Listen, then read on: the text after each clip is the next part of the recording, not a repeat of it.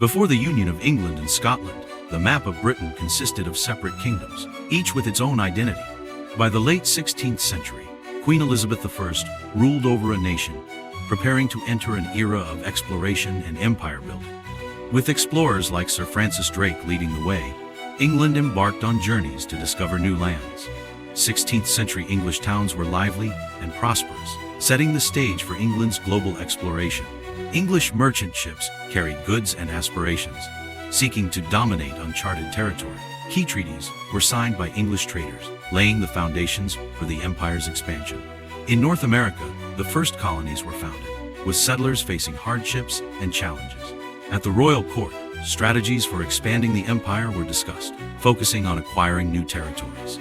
With daring voyages ahead, English settlers boarded ships, ready to explore unknown lands. When James VI of Scotland ascended the throne, he united England and Scotland, ushering in a new era. With their sights set on the horizon, English explorers ventured into unknown territory.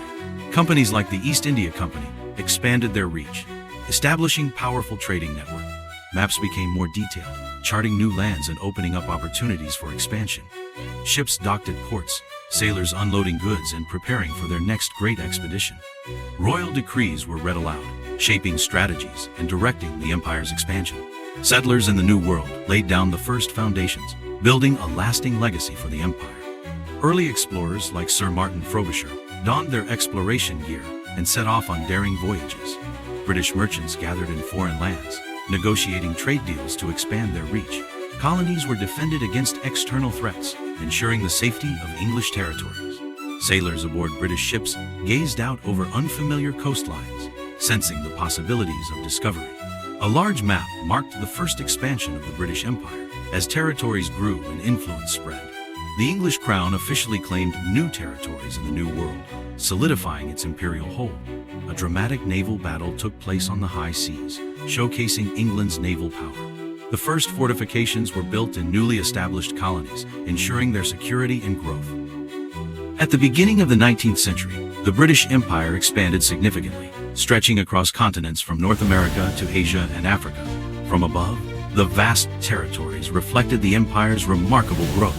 At sea, British warships sailed forward, ready to launch attacks or protect distant colonies. Wars erupted as British naval soldiers fought through gunsmoke and flares, gradually asserting their dominance. Meanwhile, bustling merchant ships carried goods from India, China, and other regions, arriving at Britain's major ports, enriching the entire empire. In North America, English settlers diligently built farms and villages, laying the foundation for long-term settlements. In Africa, factories and plantations emerged on battlefields, where British forces clashed with resilient local forces. On the battlefields of India, Sir Robert Clive, one of Britain's prominent military leaders, commanded troops amidst the smoke and fire. Waves of British troops landed on colonial shores, with the Union Jack flag flying high, asserting dominance over new land. In Asian ports, British merchants engaged in busy trade, with bustling markets reflecting the prosperity of international commerce.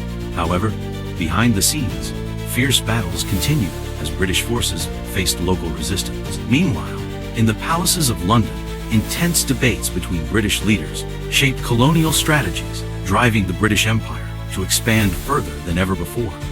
When James VI of Scotland ascended to the throne in 1603, England and Scotland were united into one kingdom, yet they retained separate independence.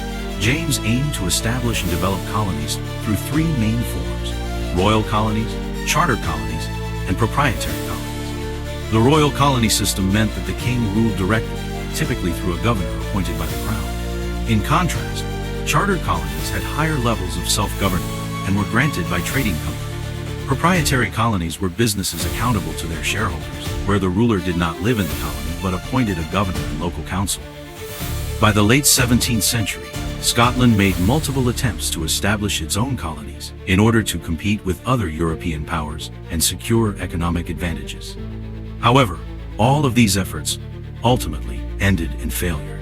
One of the most significant and disastrous failures was the Darien Scheme of 1698, an ambitious plan by Scotland to establish a trading colony on the Isthmus of Panama.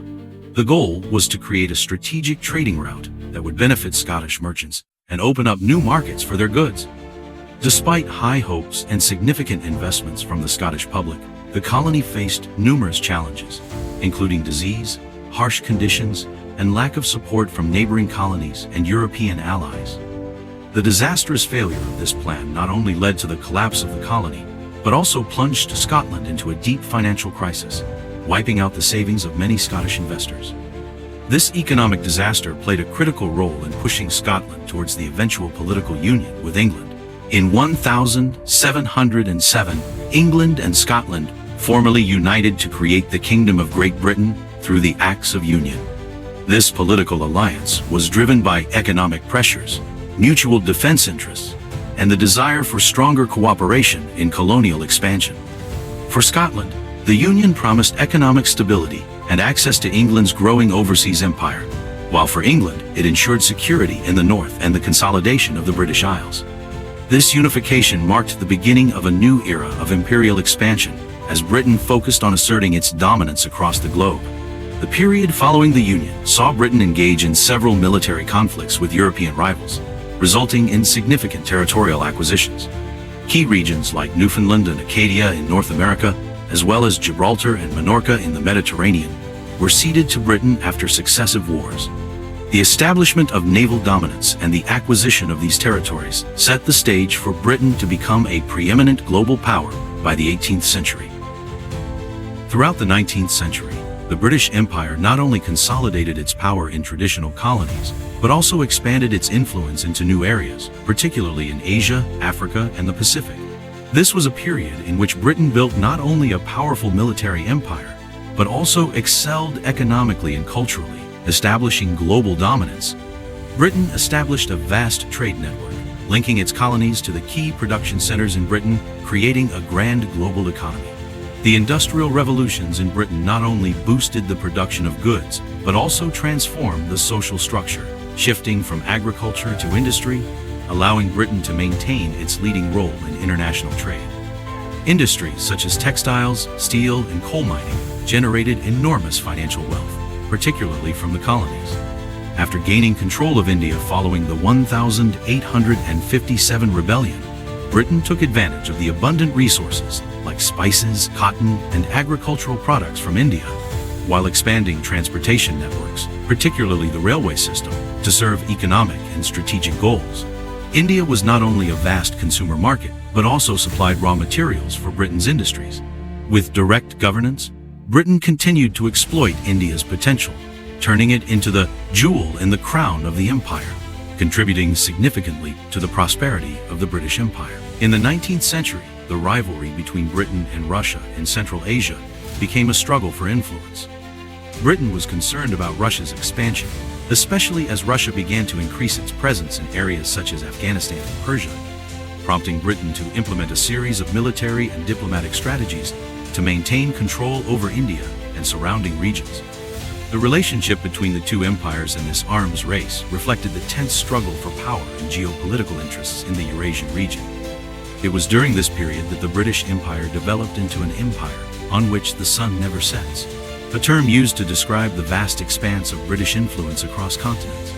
With colonies stretching from India, Southeast Asia, Africa, to new lands like Australia and New Zealand, Britain became the leading empire in the world. This saying reflected Britain's global dominance at the time, with influence spreading across all fields, from economics and military to culture.